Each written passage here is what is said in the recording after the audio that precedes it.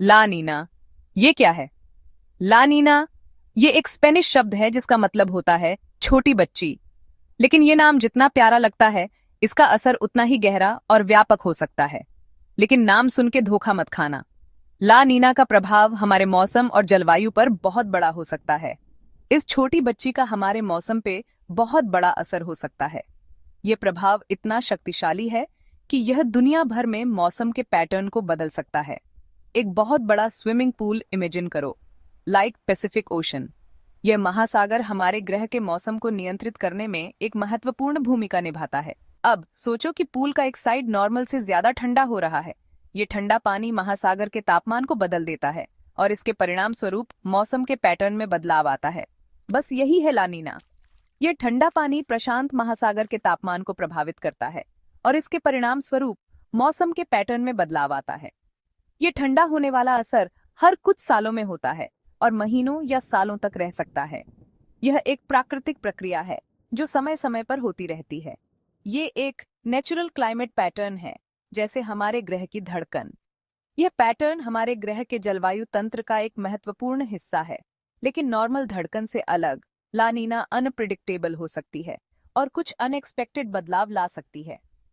यह कभी कभी अत्यधिक बारिश, सूखा या तूफान जैसे चरम मौसम की घटनाओं को जन्म दे सकती है। ला नीना का प्रभाव कृषि पर भी पड़ता है। किसानों को फसलों की बुवाई और कटाई के समय में बदलाव करना पड़ सकता है। यह फसलों की पैदावार को भी प्रभावित कर सकता है।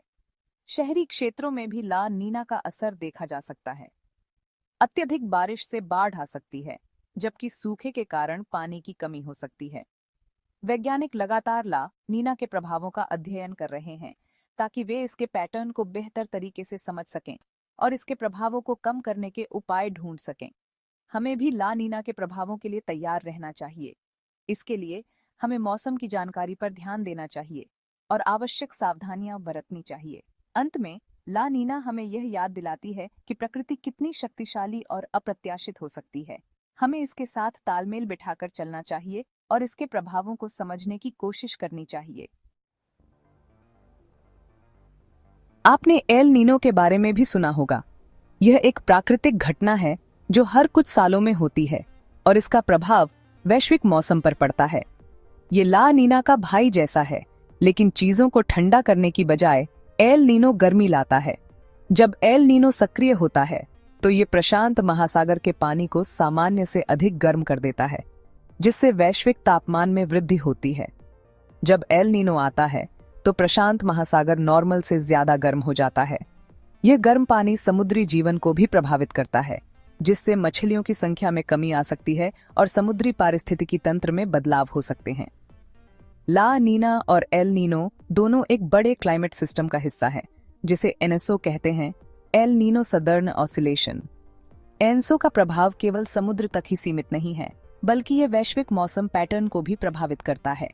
इसे एक झूले की तरह समझो। जब एक साइड ऊपर जाता है एल नीनो, तो दूसरा साइड नीचे जाता है ला नीना। यह झूला लगातार हिलता रहता है, जिससे मौसम में बदलाव होते रहते हैं। समुद्र के टेम्परेचर में ये बदलाव हवा के पैटर्न को बिगाड़ सकते हैं और दुनिया भर में कई तरह के मौसम का ड्रामा कर सकते हैं। उदाहरण के लिए, एल नीनो के दौरान कुछ क्षेत्रों में सूखा पड़ सकता है, जबकि अन्य क्षेत्रों में भारी बारिश हो सकती है। इसी तरह ला नीना के दौरान कुछ क्षेत्रों में ठंड बढ़ सकती है, जबकि अन्य क्षेत्रों में गर्मी कम हो सकती है। इन घटनाओं का प्रभाव केवल पर्यावरण तक ही सीमित नहीं है, बल्कि यह कृषि, जल संसाधन और मानव जीवन पर भी गहरा प्रभाव डालता है। इसलिए एल नीनो और ला नीना की समझ और उनके प्रभावों का अध्ययन करना बहुत महत्वपूर्ण है।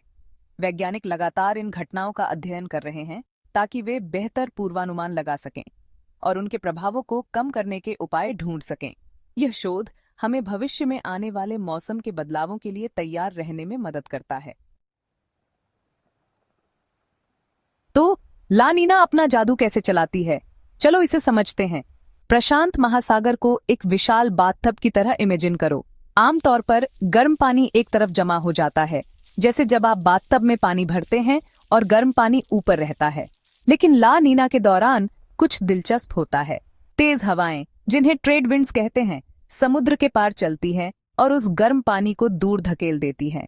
इससे नीचे का ठंडा पानी सतह पर आ जाता है, जैसे जब आप अपनी चाय को हिलाते हैं और गर्म पानी ठंडे पानी के साथ मिल जाता है। ये ठंडा होने वाला असर छोटा लग सकता है, लेकिन इसके बड़े नतीजे हो सकते हैं। ला नीना बारिश के पैटर्न को बदल सकती है, जिससे कुछ जगहें ज्यादा गीली और कुछ जगहें ज्यादा सूखी हो जाती हैं। ये कुछ क्षेत्रों में तूफानों को तेज और कुछ में कमजोर भी बना सकती है। इसे डोमिनो इफेक्ट की तरह समझो। प्रशांत महासागर में एक बदलाव दुनिया भर में मौसम की घटनाओं की एक चेन रिएक्शन शुरू कर सकता है। उदाहरण के लिए, ला नीना ऑस्ट्रेलिया और दक्षिण पूर्व एशिया में ज्यादा बारिश ला सकती है, लेकिन यह अफ्रीका और दक्षिण अमेरिका के कुछ हिस्सों में सूखा भी पैदा कर सकती है। सेक्शन 5, भारत पर ला नीना की पकड़। भारत 3 तरफ से पानी से घिरा होने के कारण ला नीना की मार से खास तौर पर असुरक्षित है। हिंद महासागर, अरब सागर और बंगाल की खाड़ी से घिरा भारत समुद्री मौसम के बदलावों से गहरे प्रभावित होता है। ला नीना के दौरान समुद्र की सतह के तापमान में गिरावट आती है, जिससे समुद्री धाराओं और हवाओं में परिवर्तन होता है। याद है वो तेज ट्रेड विंड्स जिनके बारे में हमने बात की थी? ये हवाएं ला नीना के प्रभाव से और भी मजबूत हो जाती हैं। ये हवाएं न केवल समुद्र की सतह पर लहरों को उग्र बनाती हैं, बल्कि वे नमी को भी भारत की ओर धकेलती हैं। वो नमी को भारत की ओर धकेल सकती हैं, जिससे मानसून का मौसम सामान्य से ज्यादा गीला हो जाता है। मानसून की बारिश, जो पहले से ही भारतीय कृषि के लिए महत्वपूर्ण है, ला नीना के प्रभाव से और भी तीव्र हो सकती है। इससे न केवल खेतों में हरियाली बढ़ती है, बल्कि जलाशयों और नदियों में भी पानी की मात्रा बढ़ जाती है। ये किसानों के लिए अच्छी बात हो सकती है, जो अपनी फसलों के लिए मानसून की बारिश पर निर्भर करते हैं। अधिक बारिश से धान, गन्ना और अन्य फसलों की पैदावार में वृद्धि हो सकती है। लेकिन हर चीज के 2 पहलू होते हैं। लेकिन बहुत ज्यादा बारिश से बाढ़ भी आ सकती है, जो घरों को नुकसान पहुंचा सकती है और जीवन को बाधित कर सकती है। बाढ़ से न केवल संपत्ति का नुकसान होता है, बल्कि यह लोगों के जीवन को भी खतरे में डालती है।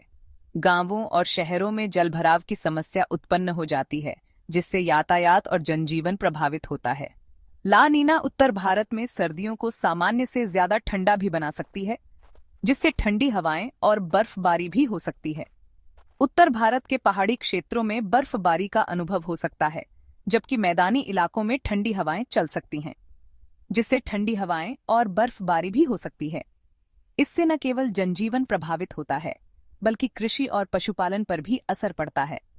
ठंड के कारण फसलों को नुकसान हो सकता है और पशुओं के लिए चारे की कमी हो सकती है। इस प्रकार ला नीना का प्रभाव भारत के विभिन्न हिस्सों में अलग अलग रूपों में देखा जा सकता है। सेक्शन 6, अनिश्चित भविष्य। 2024 में ला नीना। तो 2024 में ला नीना का क्या होगा? मौसम की भविष्यवाणी करना मुश्किल काम है, एक्सपर्ट्स के लिए भी।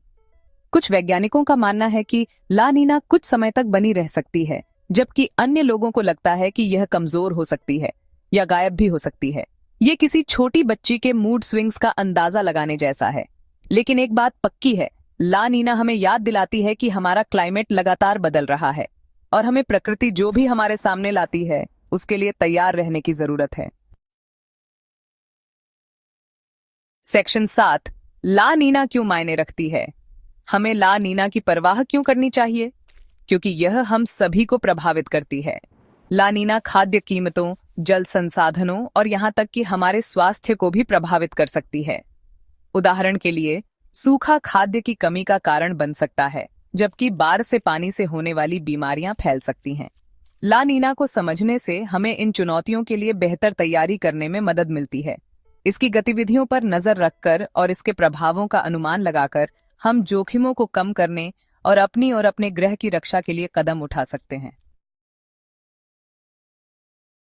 सेक्शन 8, ला नीना के प्रभाव के लिए तैयारी। तो ला नीना के लिए हम क्या तैयारी कर सकते हैं? सरकारें अर्ली वार्निंग सिस्टम और आपदा तैयारी कार्यक्रमों में निवेश कर सकती हैं। किसान सूखा प्रतिरोधी फसलें चुन सकते हैं या अपने रोपण कार्यक्रम को एडजस्ट कर सकते हैं। और हम व्यक्तियों के रूप में मौसम के पूर्वानुमानों के बारे में जानकारी रख सकते हैं और जरूरी सावधानी बरत सकते हैं। साथ मिलकर काम करके हम बदलते क्लाइमेट की चुनौतियों का सामना कर सकते हैं और सभी के लिए एक ज्यादा मजबूत भविष्य बना सकते हैं। सेक्शन 9, निष्कर्ष। एक बदलता हुआ क्लाइमेट। लानीना एक जोरदार रिमाइंडर है कि हम एक ऐसी दुनिया में रहते हैं जो जटिल और आपस में जुड़े सिस्टम से बनी है। हालांकि हम मौसम को नियंत्रित नहीं कर सकते, हम बदलाव के सामने ढलना और फलना फूलना सीख सकते हैं।